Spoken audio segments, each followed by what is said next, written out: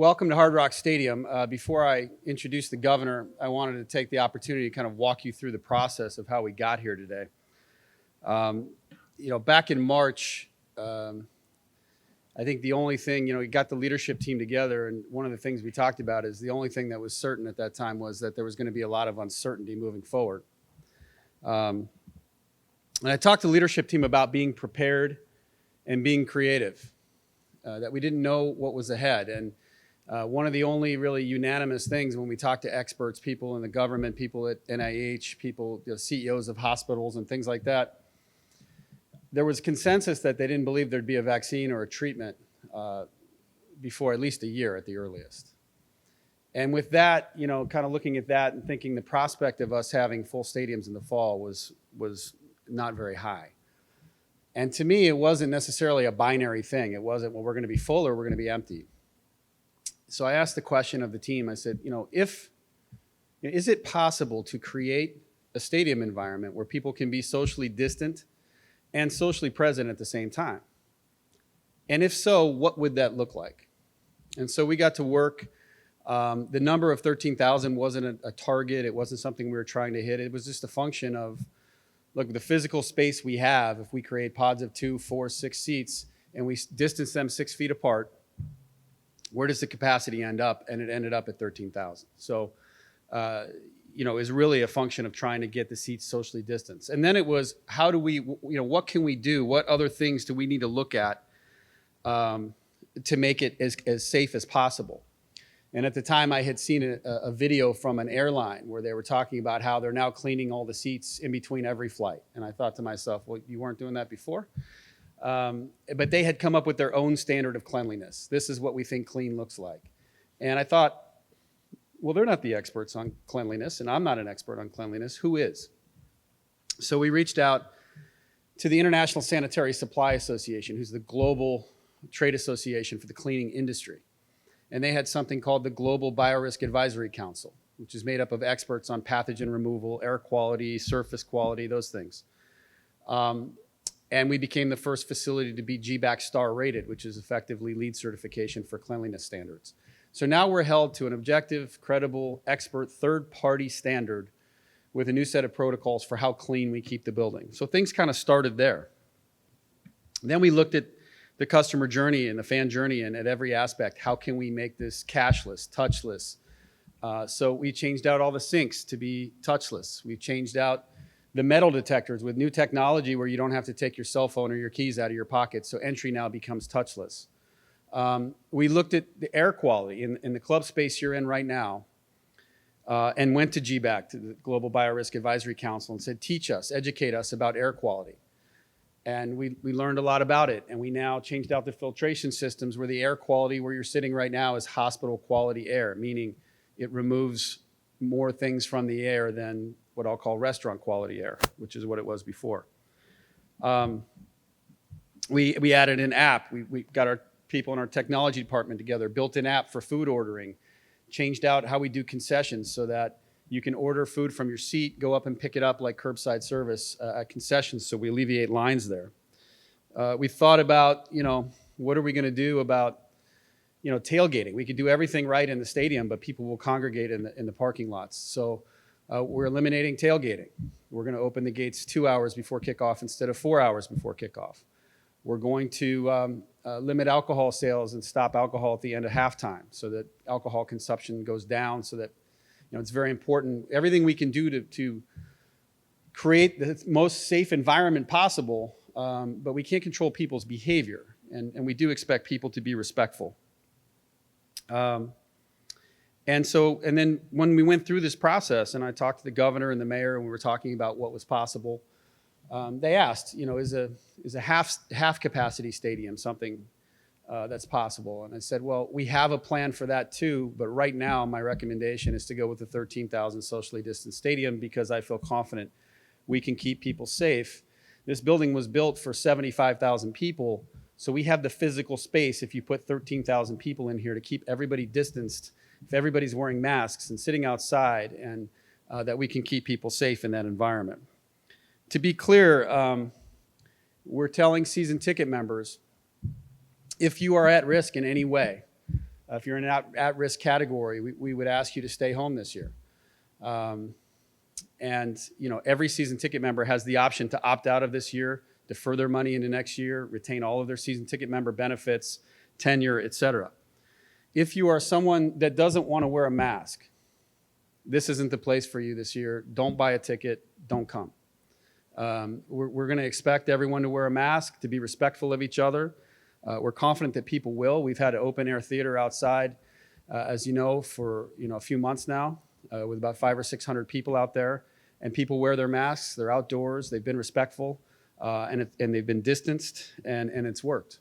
And so we think we can take that model and extend it forward. So I wanted to share all that with you today. I can tell you that this is for the September 10th University of Miami game and the September 20th Miami Dolphins opener against the Bills. After that, we'll take a look at see where the numbers are, and if they get a lot worse, it's very conceivable we could have a situation later in the year where we don't have fans at a game. If they get markedly better, it's possible we could move to half capacity. Right now, we feel confident that we can do this. The diligence, the investment, the work we've put in to every aspect of keeping people safe here, that we've created an environment where people can stay safe. I don't think that everybody staying home, sitting on the couch is the only way to be safe. I think if we're distanced, if we wear a mask, and these are the CDC guidelines and the medical experts and the people that we've talked to, that if we do these things, and that if people come here and they're respectful of each other and the protocols we have in place, it's going to be a lot different than it was in the past. But if we can do that, that people can come out and enjoy Miami Dolphins football here at Hard Rock Stadium this year. So with that, thank you for being here today, and it's my pleasure to introduce Governor Ron DeSantis. Thank you.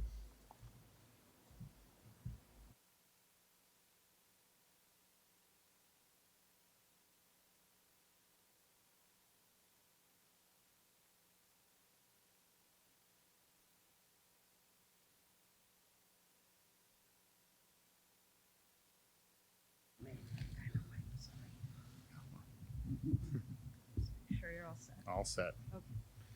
Well, thanks, Tom. Really appreciate. Thanks for having me, and thanks for really you guys going above and beyond with this plan. I also want to thank the owner, Steve Ross, not only for giving the fans an opportunity to see football this year, but for all the great events that this venue's hosted. We were here, obviously, for the Super Bowl's a much different time, but I don't think it could have gone any better. I think they did a fantastic job with that, and we are looking forward to Hard Rock Stadium hosting the College Football National Championship in January. Also, just want to recognize this is going to be the first Dolphins season since the passing of Coach Don Shula. He really was a great man, not just a great coach, and just meant so much to football, but particularly to sports in Southern Florida. So we miss Coach Shula very much. There's been a lot of stress and angst over these last many months. It's been a difficult time for a lot of people, and even people that had no interaction or no contact with the actual virus itself. All the fallout that's happened has been very difficult in terms of people's mental, physical well-being. And I think that having something to look forward to does give people a bit of hope. I think this is a good sign that the Dolphins are being so thorough about their plan.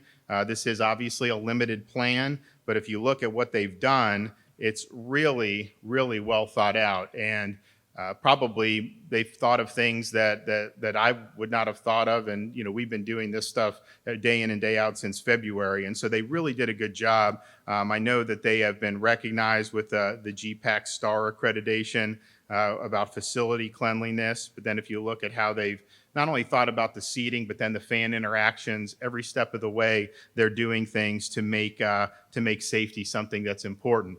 Now, the Dolphins aren't going to have to deal with Tom Brady in the division this year, but we are fortunate in Florida to have Tom playing in Tampa Bay. And so we look forward to both the Bucs and the Jags following something similar. I know they're working on their plans. And also I think it's great that the University of Miami is going to have a kind of a plug-and-play model to be able to come in here. And I know our other colleges and universities are working on that as well. It's important to have football back, and I really applaud the Dolphins for taking the steps necessary to do it. They're not going to make a lot of money this season because of the circumstances. But I think putting all the money that they did into this to be able to give the fans the ability to watch some football in person, I think means a lot. And look, we've been watching sports on TV, but when you watch the NBA with an empty arena or Major League Baseball with an empty stadium, it's just not quite the same.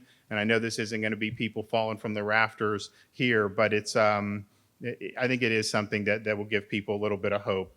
And I'm also happy to be able to just look at the different trends in the state of Florida. I mean, obviously, this is something that we're going to continue to have to deal with. But in the state of Florida right now, statewide, the number of the people who are hospitalized with COVID positive diagnosis is down over 50% over the last month. Yesterday, 823 was the lowest number of people admitted to the hospital for COVID since June 18th. And the weekends are usually a high time for admissions. And so that trend has been very, very strong with lower admissions. The number of people visiting the emergency department for COVID-like illness has declined about 75% since the peak of July 7th statewide. And the decline in Miami-Dade has been significant since their peak here. Today, the state reported the lowest number of new cases since June 14th. And we've seen that downward trend pretty consistently over the past several weeks. The positivity rate in terms of the percentage of tests coming back positive was 5.2% for today. Broward was 4.3%. And then you got places like Sarasota, 2%, Pinellas, 2.9%. Miami-Dade has seen a real significant decline. They're not quite at that Sarasota, Pinellas level yet, but it's trending very positively for a county that was 20 to 25% to now be in single digits consistently and hopefully go down even further. And then one of the most, I think, important statistics that a lot of people don't talk about as much, but in terms of reducing, particularly reducing mortality and saving lives, is the percentage of staff of long-term care facilities. The 2-week average is now down to 1.32%. So you go back 6 weeks, we were seeing a lot of outbreaks of long-term care facilities. Miami had the most by far. Now all of those have really ebbed, which is a great sign. And I think we're about 90% of the facilities. Now we have over 4,000 facilities in Florida, but about 90%, and maybe even more than that, but at least 90%, I think, don't have a single case for staff or resident right now in Florida, and that we were in a worse spot 6 weeks ago. So that's really important. We test those folks regularly because that's really our most vulnerable population. So those are good trends. As we know, I mean, there's a lot of things that are unknown, and you just got to take it step by step, day at a time. But I think that clearly, if you go back 6 weeks, to where we were to where we are now, those are positive trends, and they're durable trends, and they have been.